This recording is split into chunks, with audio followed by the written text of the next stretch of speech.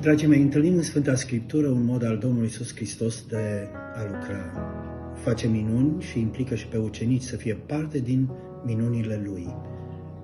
Îl învie pe Lazar, un om care murise de câteva zile, și le spune ucenicilor să dea piatra la o parte. El care l-a înviat pe Lazar nu putea să dea piatra la o parte? Cum să nu?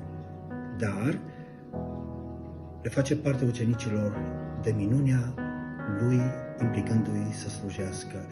La fel este și în situația în care înmulțește pâinile și peștii, hrănește mii și mii de oameni, iar ucenicilor le spune să împarte pe oameni cete cu cete și de asemenea să adune fărâmiturile. Dragii mei, ce mare onoare ne face Dumnezeu de a fi parte din lucrarea Lui, din minunile Lui în perioada aceasta, iar Liceul Teologic Baptist așa s-a născut, ca o minune, în Reșița, și apoi această minune a ajuns și în alte localități, printre care și Oțelul Roșu.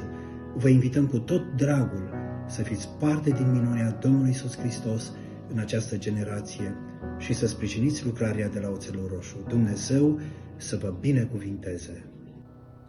Nu zidurile fac o școală, ci spiritul ce domnește întrânsa, spunea regele Ferdinand I.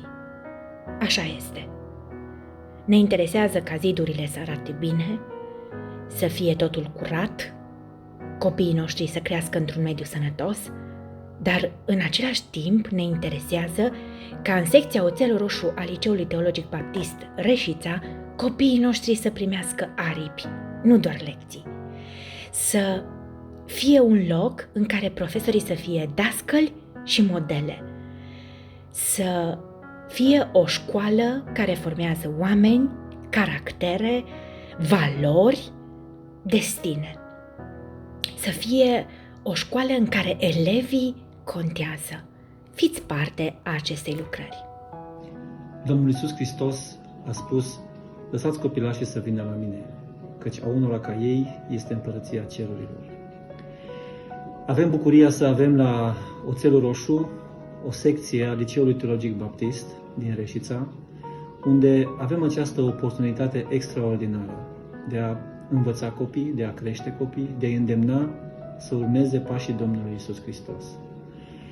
Până acum, acolo s-a întâmplat o minune, s-a făcut o lucrare deosebită în ce privește amenajarea spațiului. Nădăjduim, ca și în anul următor, să putem să începem cu toată puterea noul an școlar, cu o clasă pregătitoare și o clasă întâia, dar pentru aceasta avem nevoie să ducem lucrurile până la capăt.